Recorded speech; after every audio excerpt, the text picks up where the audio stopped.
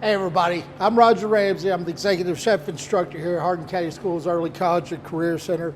Mr. Bobby's wandering around here somewhere. He's going to visit here a little bit, but today we're going to break down a beef tenderloin.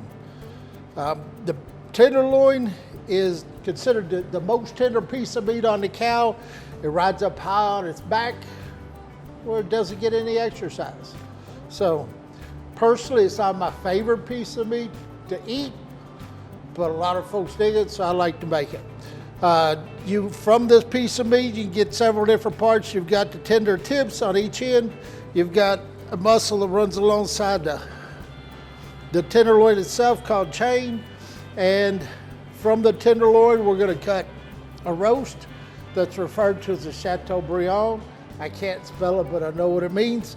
With that Chateaubriand, we're going to turn it into a beef Wellington. We're going to cover a couple of filet steaks, and we're going to pan fry those. So let's get started cleaning this fella up.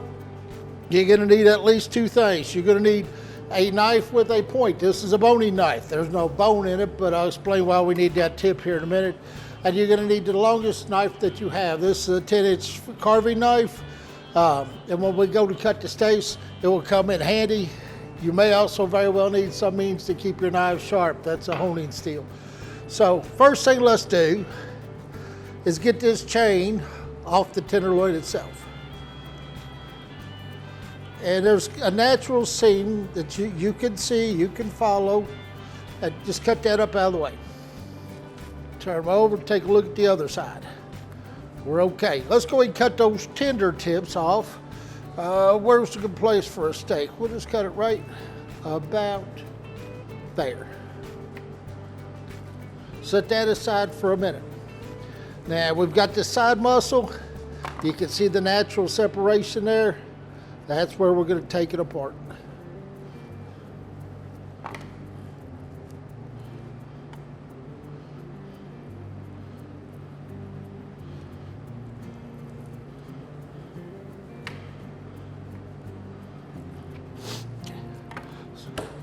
So, you notice on the outside of this piece of meat, there's some connective tissue. That's a little fat cap.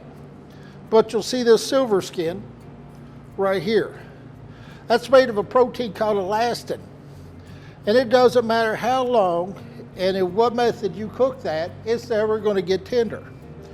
Well, as we don't want meat that comes with its own floss, we need to get rid of it. So that's where the point of the knife comes in. Scoot it right up underneath that elastin and the muscle. Wiggle her through. Once you get all the way through, kind of roll the knife blade up towards the elastin and give it a pull. Then go back down the same way with the knife blade away from your hand but towards the elastin and give it a pull. Now that's garbage. We can't do a thing with that.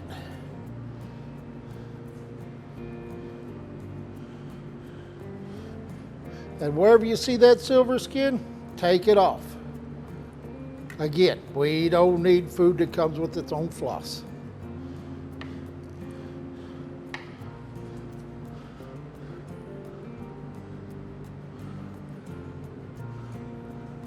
There we go. And just kind of turn your knife blade up towards the elastin, away from the meat, and give it a pull.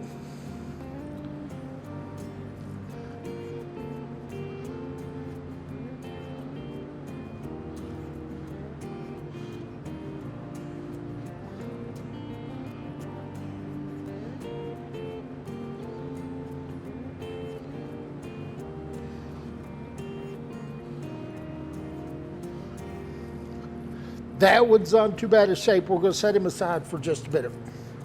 Now this side muscle, you see bits and pieces of fat cap. We don't need those.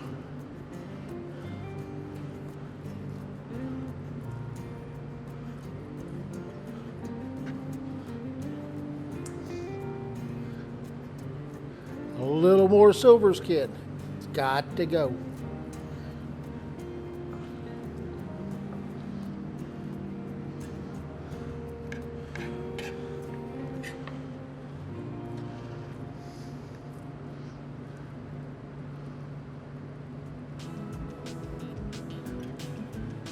Now you will need a fairly sharp knife to do this. You don't want a bunch of saw marks and hacks and well, it just don't look good.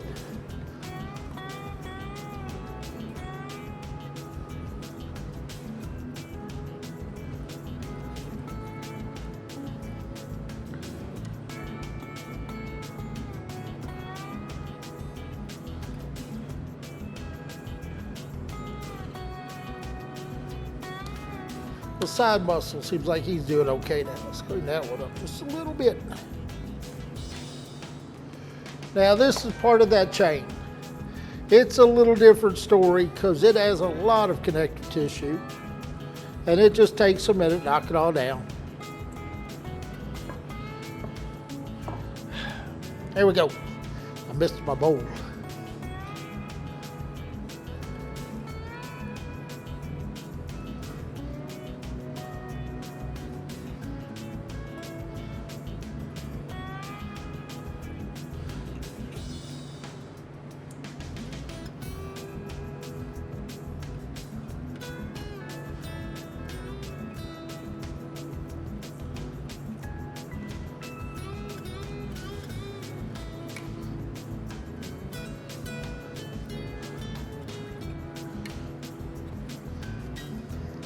Set that one aside. Whoops, let's get that part off. A little fat.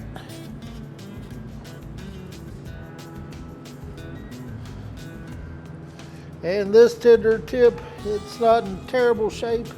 Big hunk of fat there we'll get rid of.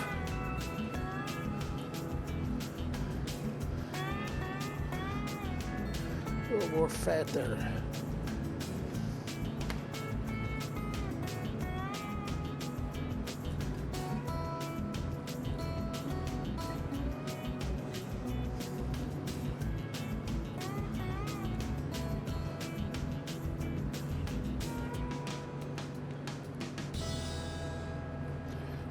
So now we have these little pieces of meat. What are we gonna do?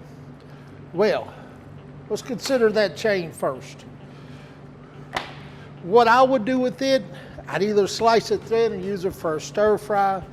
I'd make a nice large dice out of it, maybe make kebabs, make some beef tips. If you're gonna ground your own meat, put it into some ground beef mix. But for now, we're gonna consider kebabs. So we're just going to do a dice, make it, what, about an inch or so.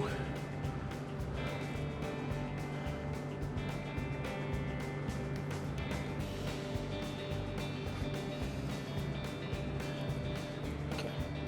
And there's a little bit of kebab meat. That's stir fry. What else do we have here? This tender tip. We can go ahead, probably cut at least one steak. Now I told you need the longest, sharpest knife you have. This is exactly why. You want to make this meat soft, incredibly soft. So you don't want to saw back and forth getting through that. So what you want to do is decide how thick you want your steak. We'll call that about 2 inches, and push straight down and pull it straight back. That's all the cuts you're going to make. You're not going to saw it, you're not going to rip on it. You're going to push once and pull once. So that's 2 inches. Let's make this at about 4. And then split the difference. Now, we can take that because it kind of got, well, it's on the taper. We can still make a steak out of it. It's on the taper, but we butterfly it, fold it over on itself, maybe wrap it with a piece of bacon, and there we have another steak. Side muscle. Let's tell you what, let's get all that out the way. Let's make some carpaccio.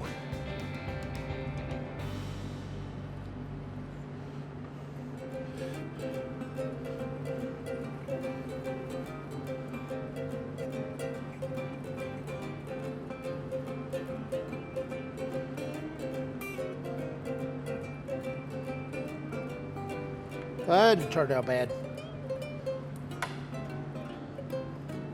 Ideally, if you want to cook carpaccio, you're going to put that muscle back in the freezer, let it firm up. If you wonder what carpaccio is, it's raw beef. How about that? You can eat it raw.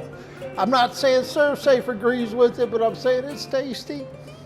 So you would take these thin medallions, pound them out just a little bit so that they only have one side. It's about how thin you want, right? It just gets a little seasoned of salt. It comes with condiments, maybe some greens, a little ground mustard, pasteurized egg yolk. But you can eat that tenderloin absolutely raw.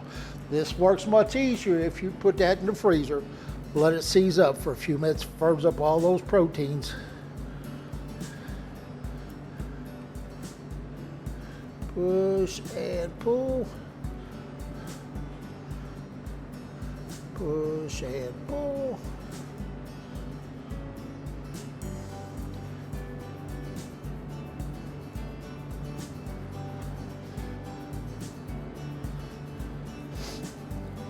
That little bit we have left, let's just go ahead and cut it into quarters.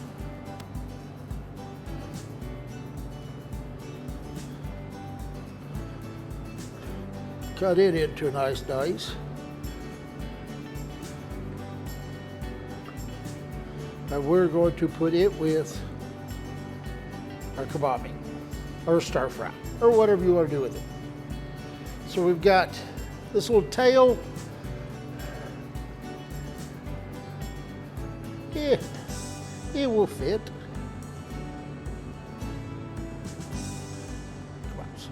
So this is our roast. This is a chateau.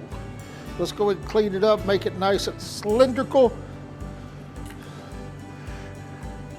This is the piece of meat that's going into our Wellington. Mr. Bobby and I are going to put that together here shortly. This 4 inches, split the difference 2/3 of the way through the middle. And we have a tornado. So in a few minutes from our little piece of beef, we've got a roast that's fixing to turn into a beef Wellington. All fancy pants and Christmassy in the United Kingdom. We've got a steak and a couple of tornadoes. We're going to pan fry. We've got some carpaccio that you can eat raw. And then we've got our stir fry. We've got a little bit of waste. And these few bits and pieces, they'll go into the mix when we grind a little ground beef. Easy peasy. All it takes is a few minutes, a few basic knife skills, and a couple of easy cuts. So give me just a minute. We'll come back and we'll start wrapping this Wellington. Takes a minute. It's worth the effort. Give me just a minute. Folks, while nobody was looking, I took our chateau back and I seared it on a cast iron skillet. It's not cooked, just get a little bit of color to it. I also laid out some prosciutto on a piece of plastic wrap. Prosciutto is it's a cured Italian ham, much like our country ham. We have a few other things set out here. We've got some puff pastry. You can make your own, but why bother? You can go to Kroger's and buy it. We've got a little pate. This is chicken liver pate. So it's chicken liver cooked in heavy cream with some herbs and a little bit of onion pureed and then enriched with some whole butter. We also have some mushroom duxelle. Duxelle is a paste, for lack of a better definition. It's minced mushrooms cooked down with shallots, a little butter, ideally a little bit of sherry, but we don't have any in our kitchen because it's the school. We don't bring alcohol in here. So that's just a matter of assembling our Wellington. We're going to start with our prosciutto that's shingled out, and we're going to add these nice mushrooms that Mr. Bobby made for us earlier.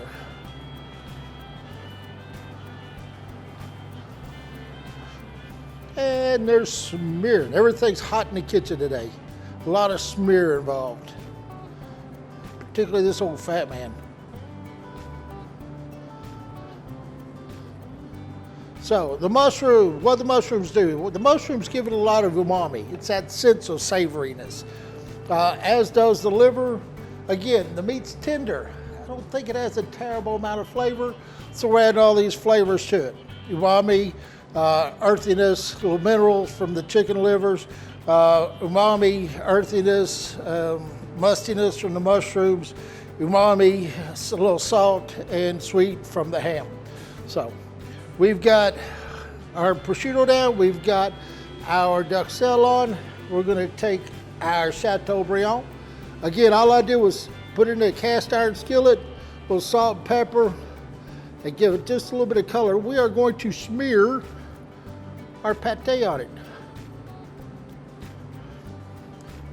Now folks can say, oh, I'll be liking those chicken livers.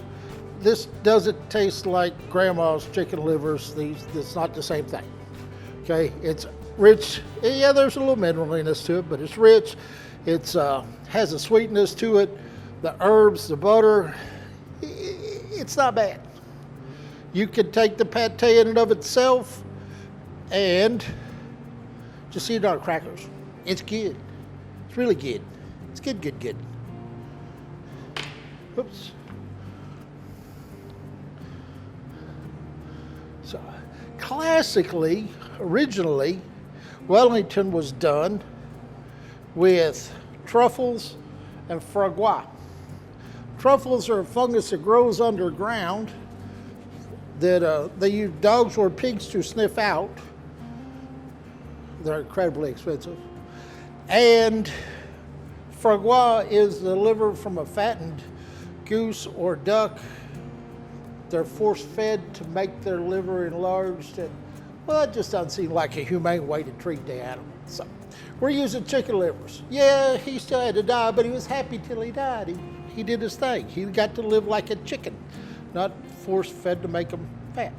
So let's see what we've got here. We're going to take our plastic wrap, pull the prosciutto up. We're going to need some more. That's all right because we have more.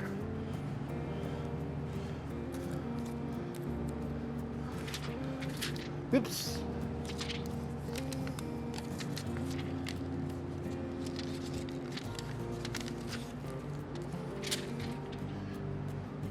That stuff everywhere. But it's going to be good, I hope. Now, everything's been seasoned as it's going together. Okay? Mr. Bobby made the mushrooms, they got seasoned as they cooked. I made the pate, it got seasoned as it was processed. I seared off the Chateaubriand, threw a little salt and pepper on her beforehand. So everything's been seasoned as it goes.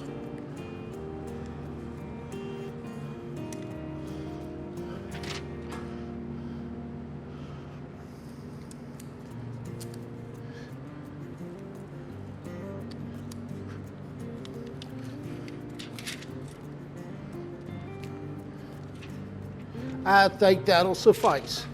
Now we're going to take our plastic wrap, set these over out the way. Take our plastic wrap and kind of roll them all up.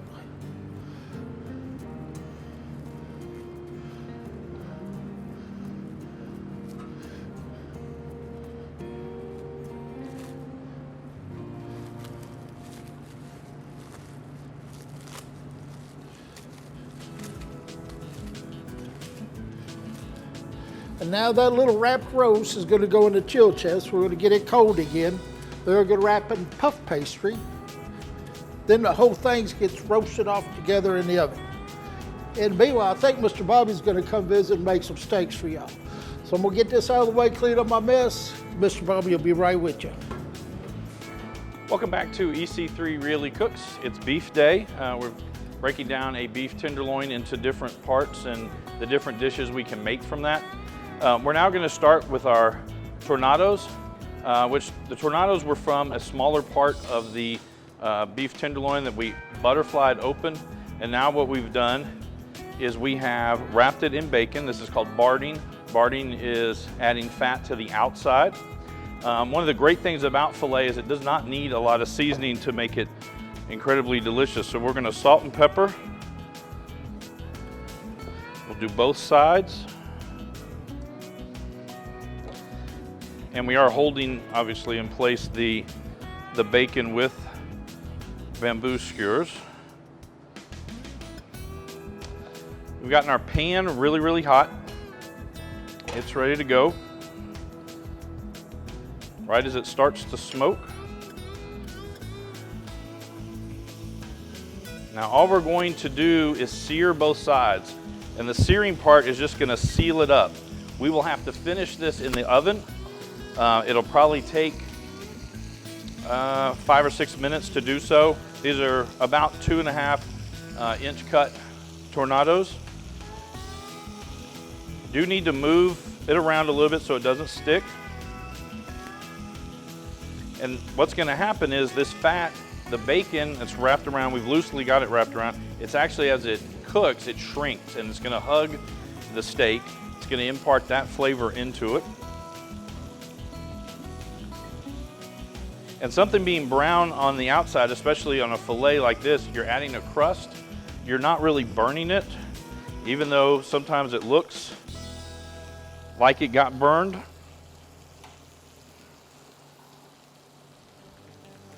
Because the meat is so thick, you do have to cook the outside a little bit longer so that it'll warm all the way through. Ideally, Chef Ramsay and I both like ours medium rare, which is around 120 to 125 degrees of internal temperature. The other thing you need to learn when you're doing steaks or you're working with any type of cookware is where are the hot spots.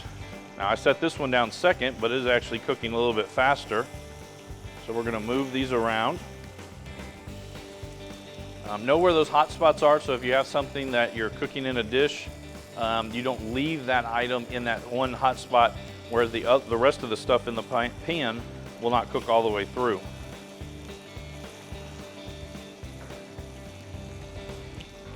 Just a few more minutes.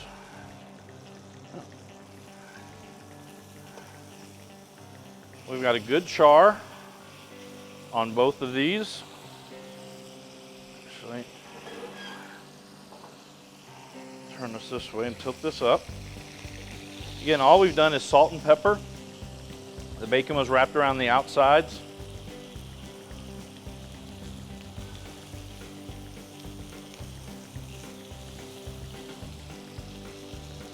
And when you're cooking steak, really any steak, you only really want to flip it one time.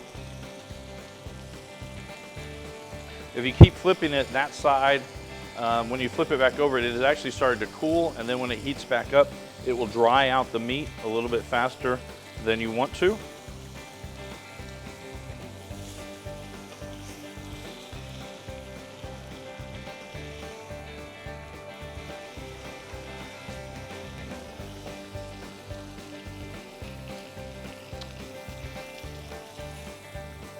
All right, we've got a good sear on both sides. So now what we're gonna do is we're actually gonna take these off. We're gonna put these in a pan and we're gonna shove them in the oven, 425, 5 to 6, 7 minutes in there. It'll get the bacon done and it'll actually heat all of the inside up, so we'll have a perfect medium rare. So we'll be back in just a minute. The next thing we're gonna do is a filet mignon.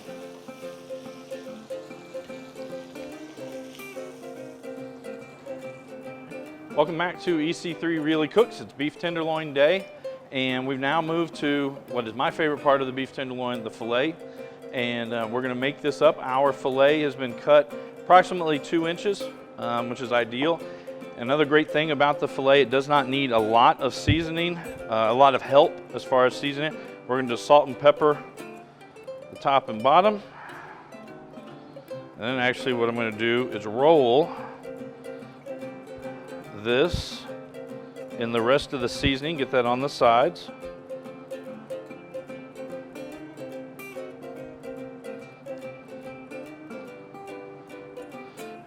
To our pan here, we've already added a little bit of oil. We have it coming up. I can see it shimmering. It's about ready to go. We are going to have to cook this just a little bit longer than usual.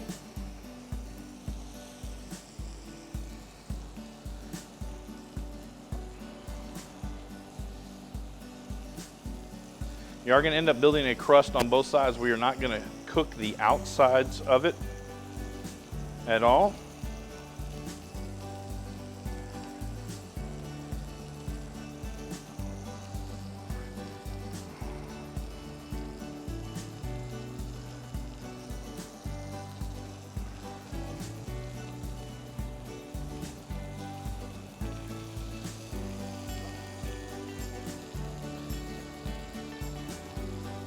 And after about a minute or so, what we're going to actually do is we're going to add in some unsalted butter. And we're also going to add in some rosemary and some thyme. Just let that heat up. And you want to do this about halfway through the first side. So this will all start to have some flavors, and that butter will absorb the thyme and the rosemary.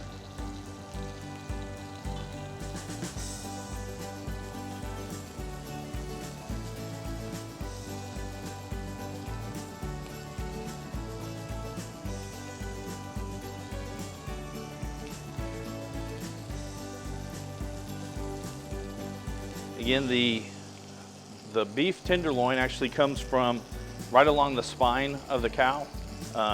And for us, I guess if you felt your back muscles, they feel tense quite often. That's because we use them quite a bit. But on a cow, on a four-legged animal, that muscle is not actually used very much, so it stays tender, which for us makes for really, really good eating. Just about ready to turn that. Again, cast iron is the way that we like to cook, especially our fillets. It adds a more consistent heat. It's, we think, a little bit easier. The disadvantage, and I'll tell you this pan is incredibly heavy. This pan is also incredibly hot. And it retains heat for quite a while. And at the completion of cooking this, what you have to do to clean it, you don't want to use a lot of abrasives or a lot of detergent type soaps. We'll clean it out, then we'll actually put it back on the stovetop. We'll heat it up until all of the water has been evaporated, and then we'll bring in just a little bit of oil and we'll rub it all around the cast iron. And in doing that, you're able to maintain and keep up your cast iron skillet, and it'll last you basically forever. These are really, really great things to go on. So we've got a good sear on that side. We're going to flip it over. And now for the fun part. I'm going to tilt this, and I apologize. I can do it left-handed. What we're going to do is we're now going to baste the steak. So I'm going to tilt it towards me. Take my spoon. Now all of that rosemary and thyme that is infused into that butter, we're now going to put it on top of our steak.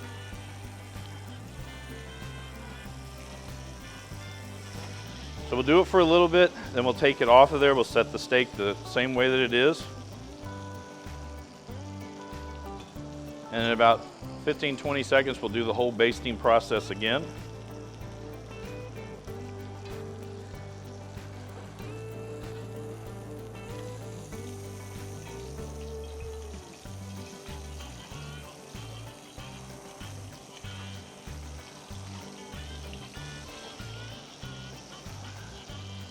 I know I say this every program, but I wish we had smell-o-vision. This is incredible. That's one of our timers. Sorry about that. A lot of dishes being cooked here in our kitchen today.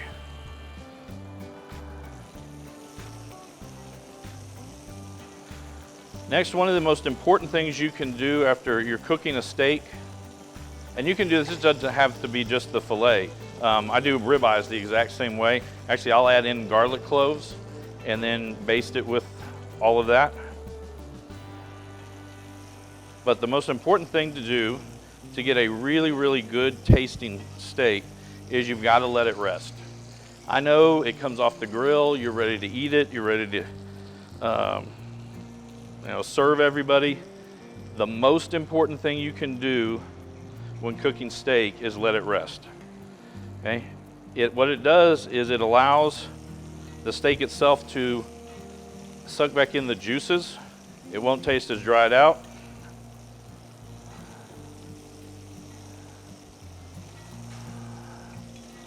We're just about finished here. And a good rule to follow is however many minutes you took in making the steak or cooking the steak, let it rest that exact amount of time as well. Almost finished here.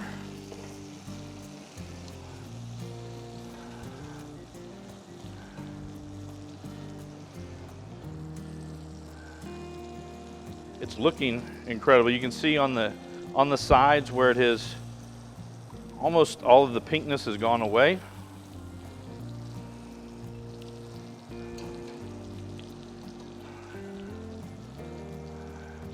Get one more good basting.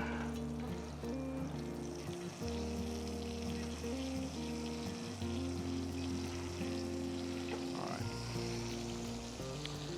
Now what I'm gonna do is I'm gonna set this on our plate, and then I'm gonna pour some of this on top of it.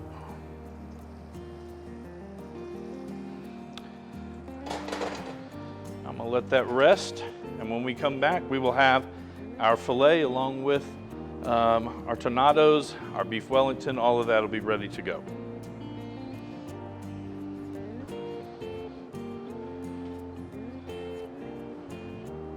I don't know why I moved this.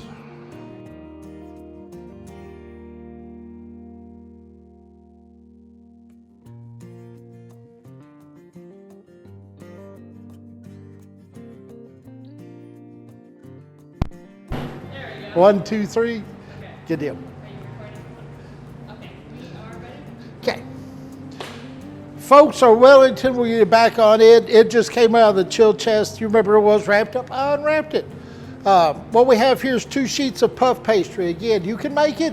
There are recipes out there. It's a pain. You can buy it. It's not cheap, but it's easy. So we're going to take our rolled roast. That's the chateau.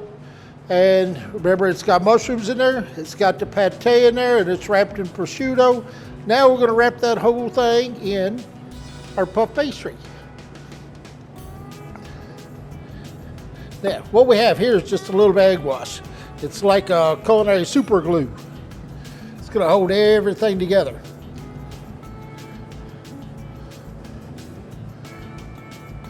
Tuck the ends. This is about a 2.5 pound roast. It's probably enough for me by myself, or maybe 3 real people.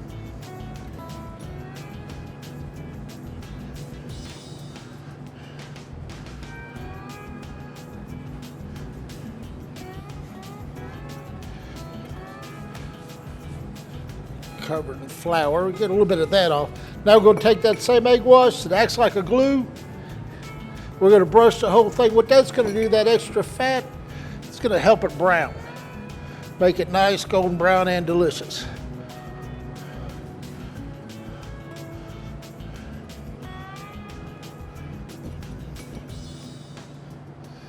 Tuck the corners, make them presentable.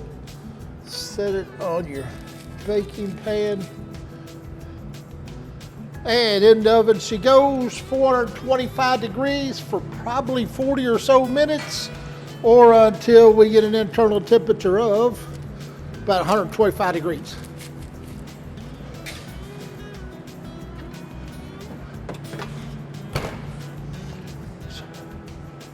That's what we've got so far. Would be a few minutes on the Wellington. We'll get some plates up for you shortly, see what we made today. Well, folks, here's our 4 dishes we made out of our tenderloin. We've got our carpaccio. Yes, ServSafe's not going to tell you can eat raw beef. If you don't have a compromised immune system, it's fresh beef. You treat it right, you hold it, you'll be okay. This just has a little bit of mustard, some lemon, a couple of olives, cornichons, a little olive oil. Just make it just a little flaky salt, and you're good to go. So we've got our carpaccio. This is Mr. Bobby's tornado. It was that butterfly steak wrapped in bacon that he seared off and finished in the oven. Mr. Bobby's filet, they basted so lovingly with all that whole butter with the herbs. And this is our beef Wellington. So you remember it's a Chateaubriand, it's our roast out of the center of the tenderloin. It's mushroom duxelle, it's chicken liver pate, it's prosciutto, and it's puff pastry, and it's rich and fatty and tasty, good. Don't eat it often, it's not good for you, but once in a while you'll be okay. So folks, thanks for visiting once again. If you come and needing any catering done, remember us. Our kids support our own pathway. They're self-sufficient through our catering operation. Till next time, I'm Roger Ramsey, the Executive Chef Instructor here at the Early College and Career Center, and we'll see you soon.